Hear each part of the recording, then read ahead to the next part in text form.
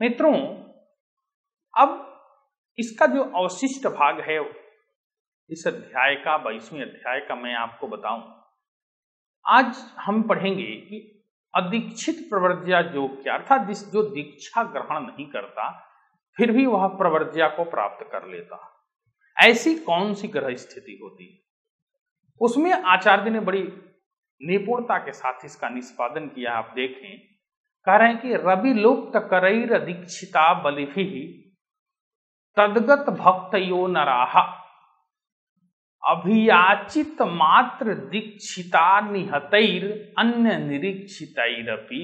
ऐसा आचार्य क्या कहते हैं, अभिप्राय क्या है आचार्य का, तो कहते हैं कि जिसकी भी भाई कुंडली में प्रवर्ज्या कारक ग्रह योग की स्थिति है, उस समय में अगर सूर्य से अस्त हो रहा है जो ग्रह कारक है वहां पे प्रवर्ज्या कारक, तो उतने प्रकार से सन्यास को ग्रहण न करके उसका वो क्या हो जाता है, भक्त हो जाता है, अदीक्षित सन्यास के तरफ वह प्रवृत्त हो जाता है। प्रवर्ज्या कारक जितने ग्रह अन्य ग्रहों से जीते गए हैं या दृष्ट हैं, जातक उन ग्रहों की सन्यास की कामना को भी करता है और उसको प्राप्त भी करता है। ये आशय है आचार्य। देखें आप यहां अदीक्षित प्रवर्ज्या योग भी है, उसमें क्या कह रहे हैं, कह रहे हैं क्या कि जन्मे सो अन्यैर्यद दृष्टो अर्क पुत्रम पश्यत्यार्की जन्म पंबा बलुनम दीक्षाम प्राप्नोत्यार्की दृष्टान संस्थे भौमार्क्यंसे सौर दृष्टे च चंद्रे। ये आचार्य का प्रतिवचन है। अब अर्थात इसका अर्थ क्या हुआ, आप अन्वय व्याख्या आदि भी देख सकते हैं। यहां आचार्य कहते हैं कि जिसकी भी कुंडली में जन्म राशि के स्वामी ग्रह अन्य ग्रहों की दृष्टि न हो तथा जन्माशीष शनि को देखता हो, अथवा बलहीन जन्म लग्न का जो मालिक उसको निर्बल होकर के शनि देखता हो, या अन्य ग्रहों से अदृष्ट शनि से दृष्ट होकर के चंद्रमा शनि के दृष्टान में हो गया हुआ है, अब मंगल या शनि इन दोनों में से किसी के नवमांश में स्थित हो, तो भी जातक अदीक्षित अर्थात किसी से दीक्षा नहीं लेता, बस पीला कपड़ा पहन लिया और अपने योग की तरफ प्रवृत्त हो जाता है, ईश्वर आराधना के प्रति प्रवृत्त हो जाता है। अब आप देखें, कुछ विशिष्ट योगों को आचार्य ने यहां बताया। कहते हैं क्या कि शास्त्र संरचना का भी एक ग्रह योग होता है। ऐसा नहीं कि जो चाहे वह शास्त्र की रचना कर दे, जो चाहे वह तीर्थ पे चला जाए। हम चाह के भी तीर्थ यात्रा नहीं कर पाते, तीर्थाटन नहीं कर पाते, इसके लिए भी ग्रह योग की अपेक्षा है।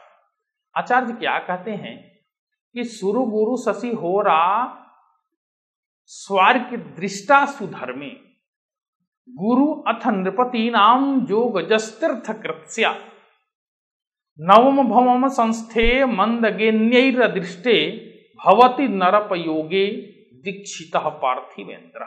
ये कहते हैं क्या, देखें आप कि जिसकी भी जन्म कुंडली में कोई भी राजयोग कारक हो या बृहस्पति चंद्रमा लग्न इन तीनों को शनि देखता हो, या लग्न से 9वें भाव में बृहस्पति हो, तो जातक क्या करता है, शास्त्रकार और तीर्थाटन करने वाला होता है। जन्म कुंडली में अन्य ग्रहों से न कोई न देखता हो, ऐसा शनि यदि 9वें भाव में स्थित हो और कोई राजयोग न हो, तो भी जातक क्या करता है, राजयोग राजा होते हुए भी दीक्षा को प्राप्त करता।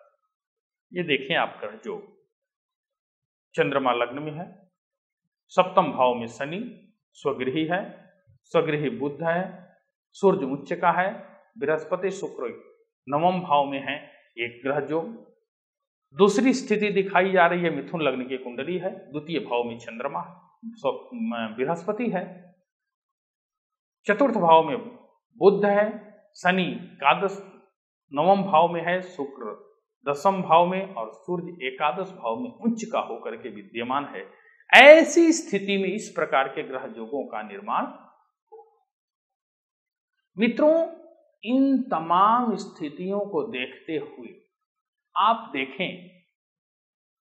जब ग्रहों का परिभ्रमण चक्र होता है, ग्रह जब घूमते हैं, आप ग्रह भूमंडल को घूमते हुए देखें, केंद्र में पृथ्वी पर विद्यमान व्यक्ति के ऊपर सारे ग्रहों का प्रभाव पड़ता है। यही कारण है कि शास्त्र की संरचना हुई। ग्रह के प्रभाव निरूपण रूप ही यह फलित ज्योतिष शास्त्र का जन्म हुआ। पृथ्वी केंद्र में है, पृथ्वी पर जीव की परिकल्पना है। जहां भूमि नहीं है वहां जीव की परिकल्पना नहीं है, जीवन नहीं है, जैसा कि आजकल के वैज्ञानिक भी कह रहे हैं। इस भूमि के ऊपर पैदा होने वाले, उत्पन्न होने वाले प्रत्येक स्थाणु जंगम जो हैं, उन पे कहीं ना कहीं ग्रहों का प्रभाव पड़ता है। कोई उस ग्रह के प्रभाव से जीवित हो जाता है तो कोई उस प्रभाव से मृत हो जाता है। इसी ग्रह प्रभाव निरूपण नामक शास्त्र की संरचना में अग्रगण्य आचार्य बराहमीर ने एक व्यक्ति के जन्म पे 2 ग्रह को, 3 ग्रह, 4 ग्रह, 5, 6 आदि ग्रहों के प्रभाव के निरूपण प्रसंग में यह द्विग्रह और प्रवर्ज्या नामक योग की परिकल्पना की।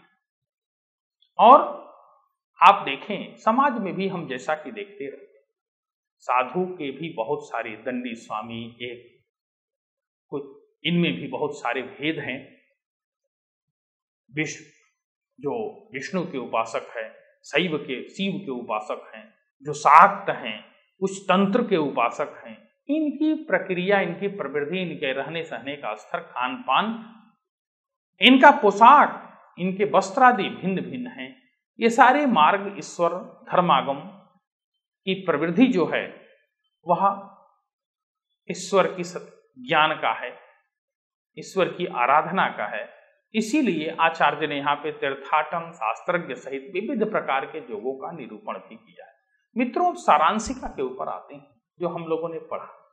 देखें आप, 2 ग्रह की ज्योति को ही द्विग्रह योग कह रहे हैं।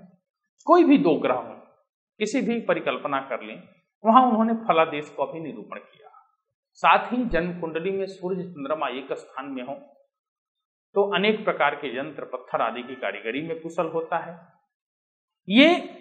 इसका प्रयोग हम जातक के आजीविका निर्धारण में भी कर सकते हैं, जो फल यहाँ कॉम्बिनेशन ग्रह योग के माध्यम से बताया गया।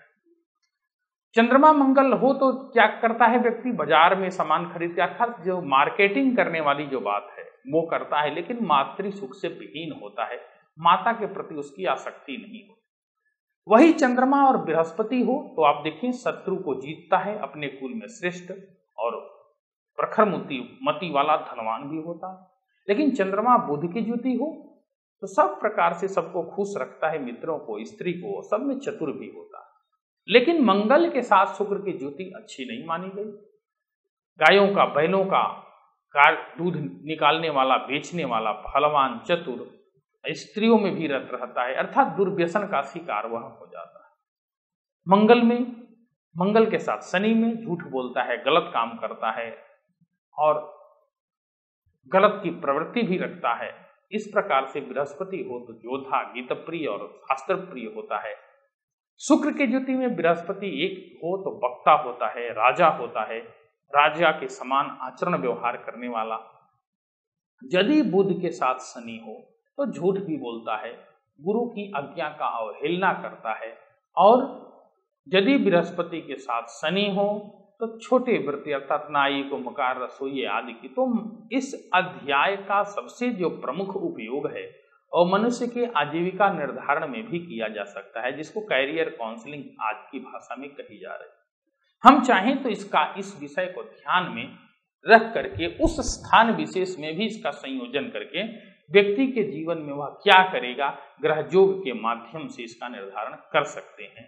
और प्रवर्ज्या अर्थात त्यागी, संसार में जो विरक्त है, जो ईश्वर की आराधना में संलीन है, इसको कहते हैं कि 5-6 आदि ग्रहों के कहीं भी रहने से प्रवर्ज्या योग बन सकता है, किसी एक भाव में। इन्होंने भाव विशेष का निर्धारण नहीं किया है, ये वैशिष्ट है। और प्रवर्ज्या के भी बहुत सारे भेद इन्होंने बताया है कि मंगल से, शनि से, शुक्र से, जिससे संदर्भित होगा उस प्रकार की प्रवर्ज्या की स्थिति उसमें उत्पन्न होगी और उससे वह उस प्रकार के वस्त्र आदि को धारण करके संन्यास के माध्यम से ईश्वर की आराधना करेगा। तो मित्रों, इस अध्याय का जो वैशिष्ट था यही था। आज यहीं विराम लेते हैं। जय तु भारतम, जय तु संस्कृत।